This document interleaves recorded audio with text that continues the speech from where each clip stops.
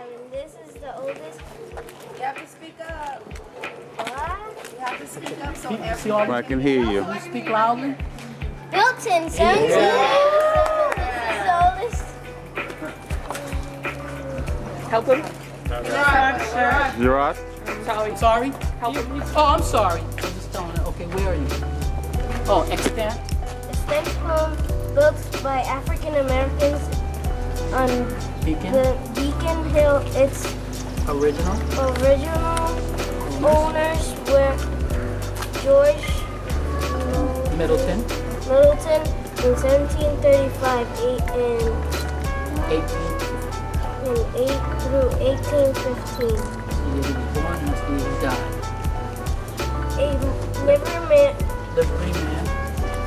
A liveryman and Louis Papon. Papon, a hired Hairdresser. hairdresser, both Middleton. Middleton and Glapion, I guess. At Glapion. were members of African Lodge of Masons, found by black Educator. what? Educator. It's like a teacher. Prince Hall. Prince Hall. Keep going. Keep going. Yeah. Give it up for Elijah, everybody. Give it up for Elijah. George Middleton was You did a good job, veteran Elijah. of the American Revolution. Where? Oh. Honorifically. Honorifically called Colonial That's Middleton. Colonel. Colonel Middleton supposedly led the all-black company, the Bucks of America. John Hancock, in front of his house on Beacon Street, was documented by William C. Nell as having presented the company with a painted silk flag bearing the initials JGWH, a pine tree, a deer, and a scroll bearing the name of the company. During the Civil War, Nell donated the flag to the Massachusetts Historical Society, where it is preserved today. Middleton, in his old age, on Pinckney. Pinckney Where we Street, are now, this is the street right here. Pinckney. was remembered by Linda Marie Child. If a Falco with the white boys to deride them on this day, the anniversary of the abolition of the slave trade, celebrated in June. And finally, to drive them away from the common, the colored people became greatly incensed by the mockery of their festival. And rumor reached us that they were determined to resist the whites and were going armed with this intention. Soon, terrified children and women ran down Bill Knapp Street, now Joy Street, pursued by white boys who enjoyed Hold on for their a second. fight. There's a car coming. Hold on, everybody. There's a car coming.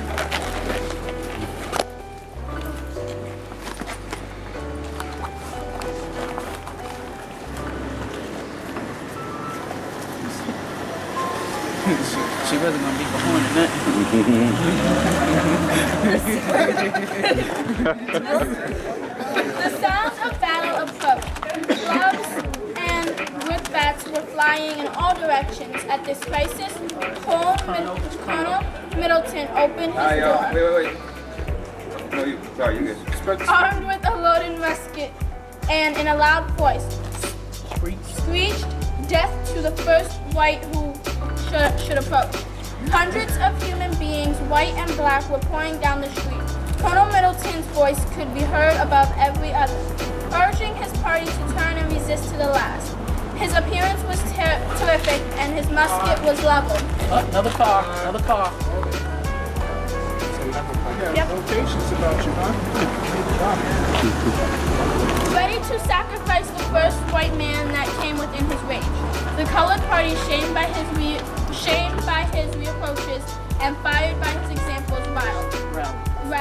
Very good job. Yes, indeed. The Phillips School. This architecture is typical of 19th century Boston schoolhouses.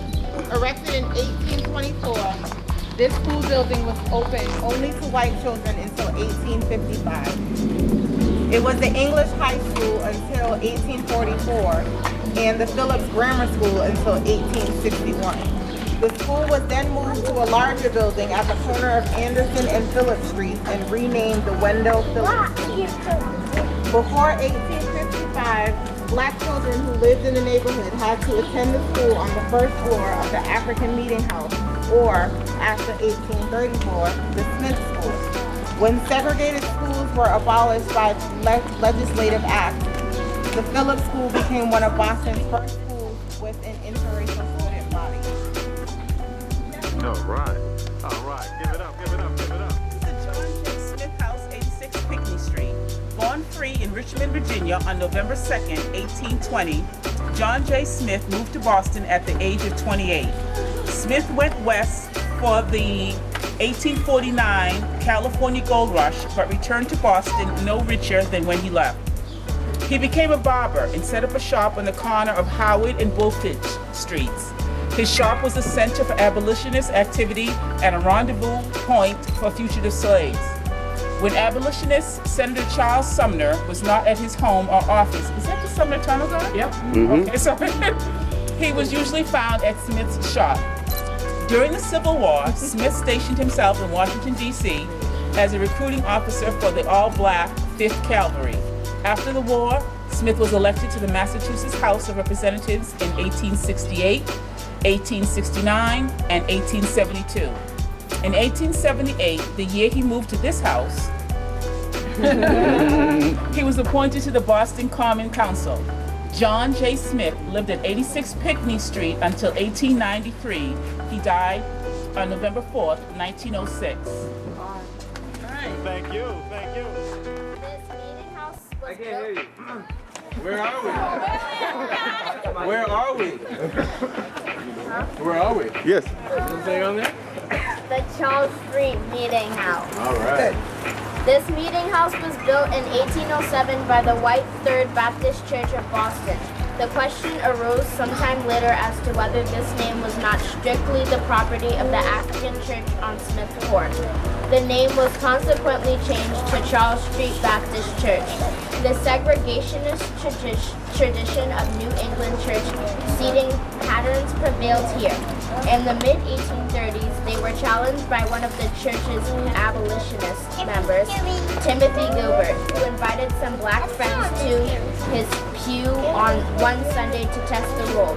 Gilbert was expelled. Joined by other white abolitionist Baptists, Gilbert went on to found the First Baptist Free Church, which became the Tremont Temple, the first integrated church in America. After the Civil War, the black population of Boston increased considerably, and the largest of its churches purchased this building in 1876. The African Methodist Episcopal Church remained here until 1939. It was the last black institution to leave Beacon Hill. Today, the Charles Street A&E is located on Elm Hill Avenue and Warren Street in Roxbury. Thank you. All right. Thank you, Jayla.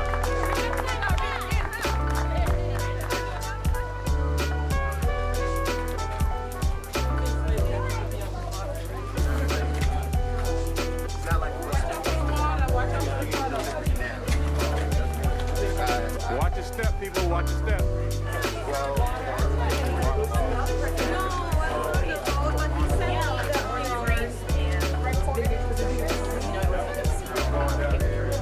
You do? I love it, Dorian. I want to read that, Hayden. Someone say Hayden? Okay, you got that.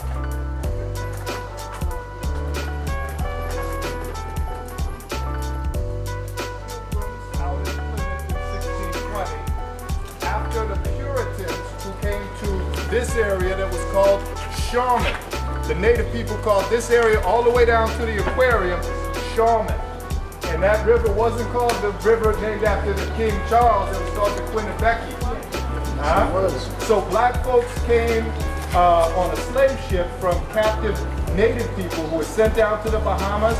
They brought them back from the islands, and the first black folks were here in the 1630s. Okay? 1630s, all the way up to the 1700s, black folks were living in a lot of different places, but doing all the work. Okay, clearing the land, putting up the fences, doing the things they're doing. You go through the 1700s, 1600s towards the end, 1675 was King Philip's War. That was the last stand for the native people in this whole area, New England, all the way down to Connecticut. Black folks are still making lives in the houses, in the shops, working for white folks in Boston.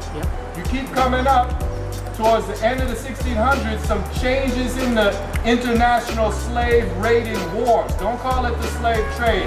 Trade means equal exchange between partners.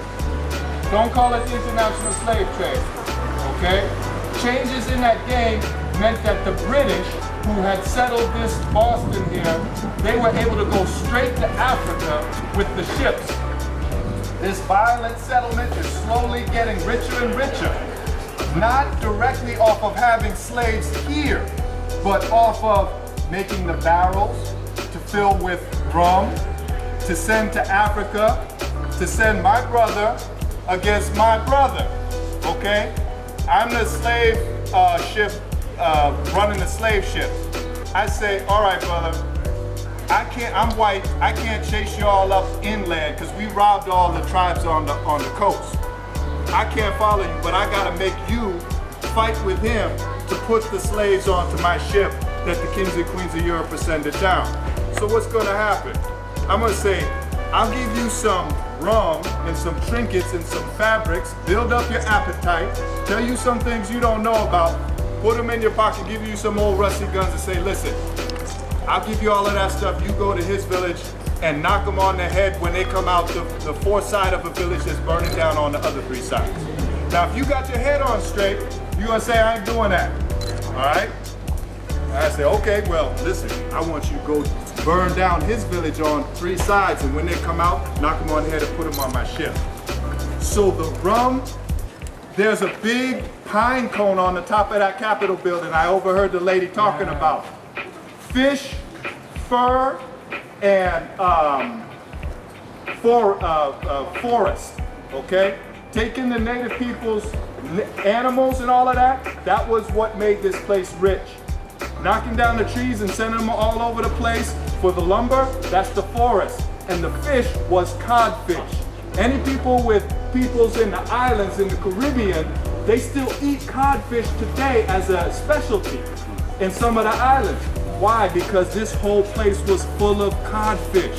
So it was a slave-based economy. 75% of the money that made Boston one of the richest ports in the whole planet, okay, was off of slave-based economy, not direct slavery. That takes you through 1600, 1690, into the 1700s.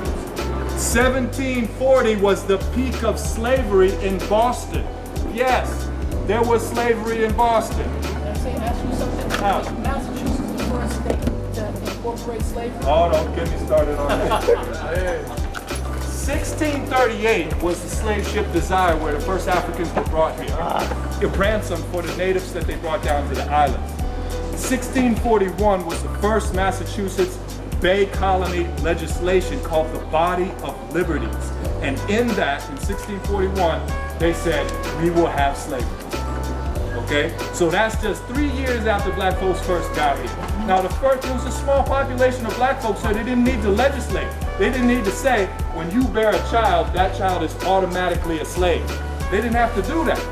But towards the end, when they started sending ships directly to West Africa, even all the way to Madagascar and the east side, okay?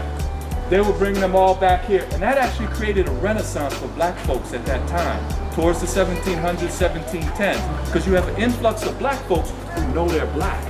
That's why Prince Hall and all of them called their things the African Society or the African Schoolhouse. They called themselves things. Now come to their grandsons, they got shifted